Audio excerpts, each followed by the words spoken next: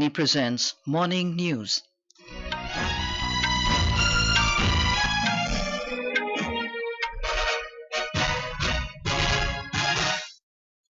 Good morning, I'm Anuja Kumar.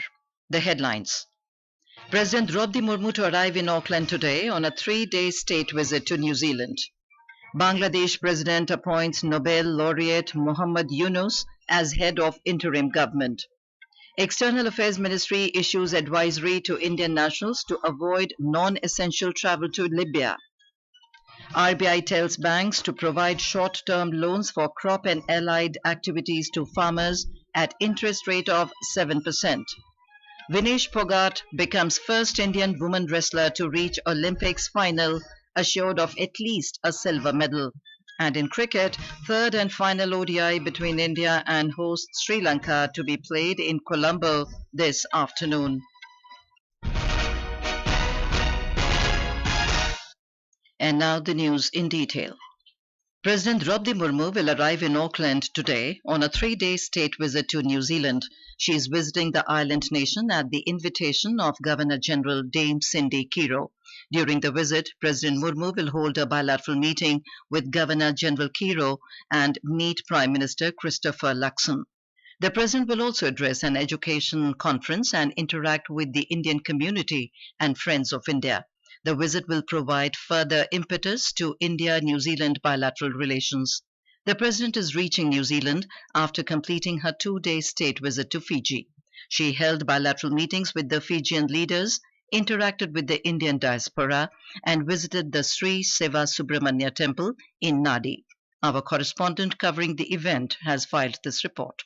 President Draupadi Murmu's 2 days visit to Fiji is being hailed as a historic one that will further India-Fiji relations. During the visit, the President addressed the Fijian Parliament, where she said that both countries must work together to voice the concerns of Global South. She hailed the contributions of Indian diaspora to the Pacific region at a community reception. A key takeaway from the visit is the handing over of the documentation allocating project site for the 100-bedded super specialty cardiology hospital in Suva being built with grant and aid from India. This visit comes as India and Fiji mark 75 years of diplomatic engagement and intend to expand their multifaceted engagement to sectors like digital infrastructure and education. Sri Sai for Akashvani News, Fiji.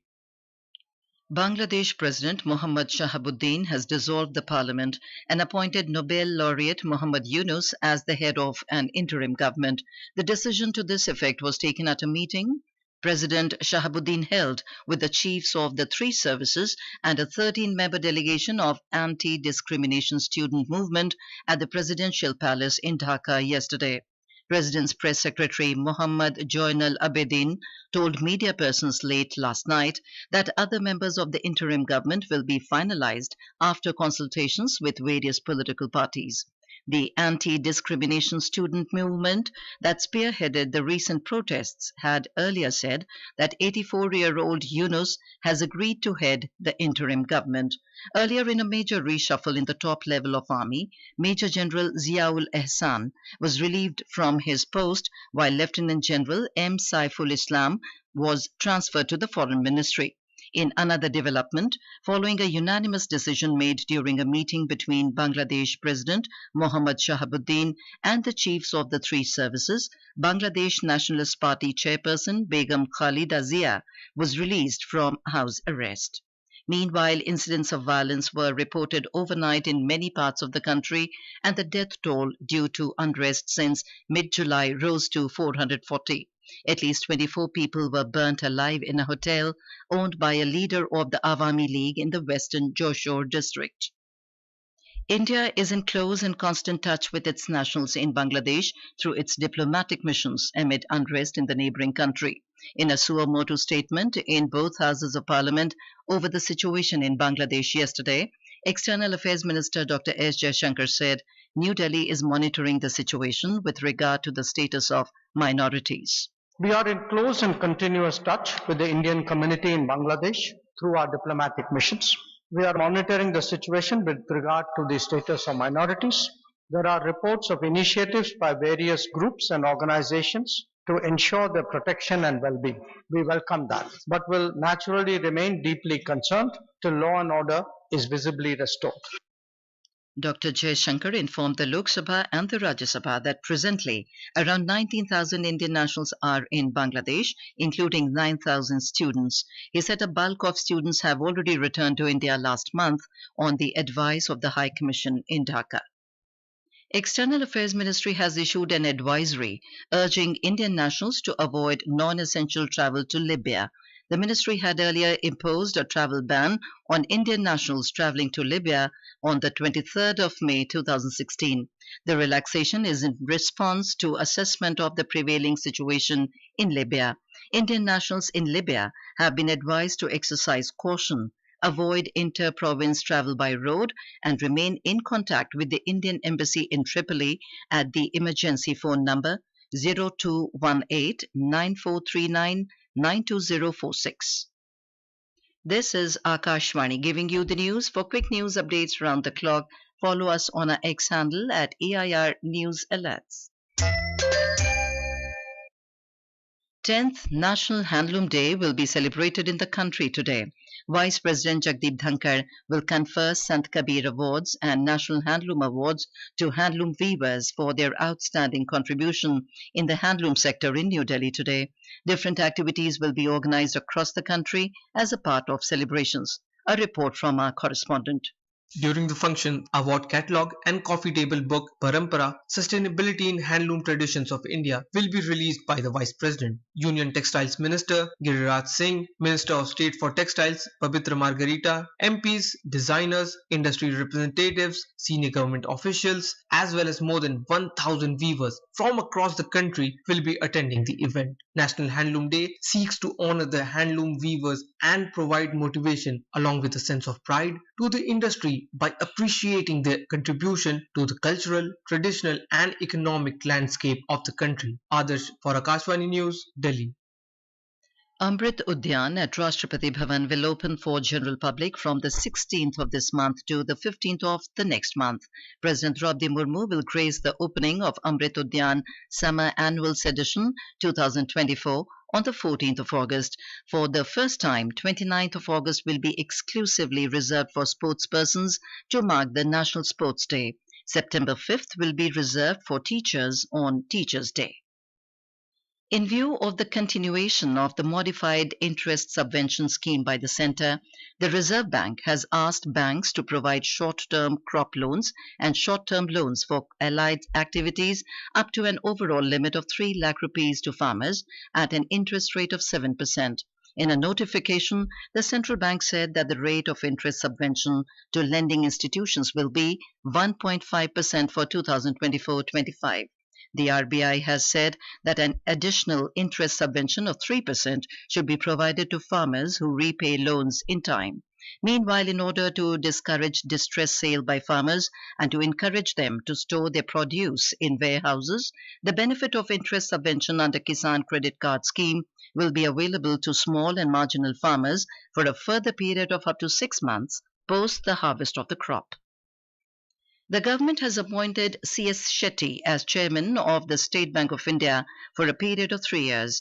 Mr. Shetty, currently senior-most MD of the bank, will replace the incumbent chairman, Dinesh Kumar Khara, on August 28. U.S. Vice President Kamala Harris has been formally nominated by the Democratic Party as its presidential candidate. Harris has become the first Indian American to win the nomination from a major political party. After her nomination, Harris elected the Minnesota Governor, Tim Walz, as her vice presidential candidate. Harris's nomination became official after a 5-day round of online balloting by Democratic National Convention delegates, ending Monday night. The party, in a statement, said 99% of delegates had cast their ballots for Harris. On to sports. In Paris Olympics today, Indian women's wrestling will have its biggest day when Vinesh Phogat participates in the 50 kg freestyle final, hoping to win a historic maiden gold medal for the country.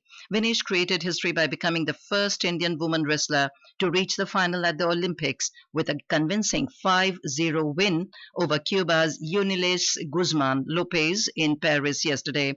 With this win in the semi-final, Vinesh guaranteed herself at least a silver medal. She will take on Sarah Ann Hildebrand of US on Mat B at the Champ de Mars Arena at 9:45 p.m. Indian time.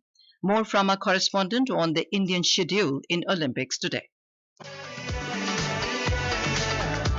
The 33rd Olympiad in Paris will begin the day with the marathon race walk mixed relay, where you have to look out for India's Priyanka and Suraj Panwar, Aditi Ashok and Diksha Dagar in golf, Sarvesh Kushare in high jump, and Jyoti Yaraji, the first woman to represent India in the Olympics in 100-meter hurdles, will all be living their Olympic dream. Today is a crucial day in table tennis as India take on Germany in the women's quarter-final. In weightlifting, Mirabai Chanu is a great Indian prospect in the women's 49 kilos. The athlete to watch at the Stade de France is Army man Avinash Sable in the men's 3000 meter steeplechase final. Savio de Noronha at the 33rd Olympiad.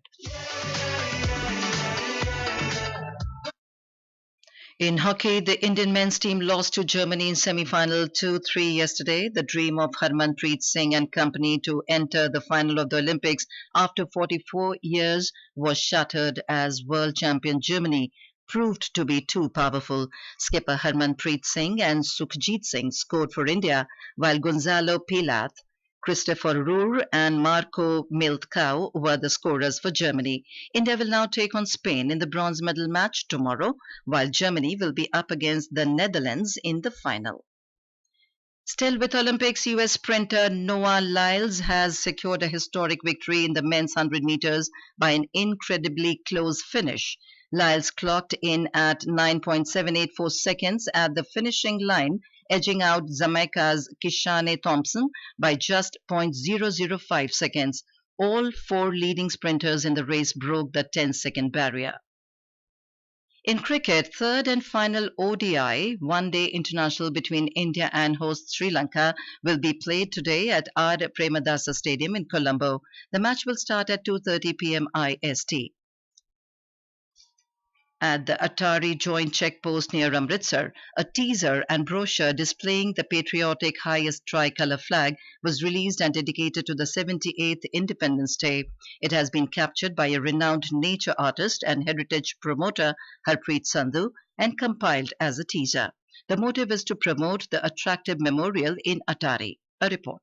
The teaser was released by BSF Deputy Commandant Devendra Pal Singh during an event held at Atari Joint Checkpost. This teaser beautifully highlights the ideal form of a patriotic structure in which the highest flagpole of 418 feet, the tricolour flag standing on a 4 feet base, which makes it a major attractive monument on the Atari border. This national flag, being about 200 kg, is 130 feet long and 80 feet wide, is 18 feet higher than the flagpole of Pakistan across the border. Shishu Sharma Shantal, Akashvani News, Jalandhar. And now for a look at today's newspapers, it's over to Shefali Singh. Thank you, Anuja. As Bangladesh prepares for interim government, India monitors a neighbor at war with itself, states the Pioneer. While Hindustan Times writes, uncertainty on quick asylum puts Hasina's UK travel plans in doubt. The Economic Times refers to the government proposing relief with indexation benefit likely to be made a reality again. In a first, Discoms to give 7.5 lakh rupees for loss of life and 5 lakh rupees for injured as Delhi Electricity Regulatory Commission notifies compensation scheme for electrical accidents, cites the Asian Age. New Hajj policy mandates young companions for 65 plus pilgrims, writes the Times of India. From e-commerce deliveries to traffic management, Gurugram takes the aerial route, notes the Hindu. And finally, from Jantar Mantar to Paris podium, Vinesh Fogart reaches historic final today that no Indian women wrestler has ever reached, cites the Indian Express. And with that, it's back to you, Anuja. Thank you, Shefali. And now, before we end the bulletin, the headlines once again. President Draupadi Murmu to arrive in Auckland today on a 3-day state visit to New Zealand. Bangladesh President appoints Nobel laureate Muhammad Yunus as head of interim government. External Affairs Ministry issues advisory to Indian nationals to avoid non-essential travel to Libya. RBI tells banks to provide short-term loans for crop and allied activities to farmers at interest rate of 7%. Vinesh Phogat becomes first Indian woman wrestler to reach Olympics final, assured of at least a silver medal. And in cricket, third and final ODI between India and host Sri Lanka to be played in Colombo this afternoon. And with that, we end the morning news. Have a nice day.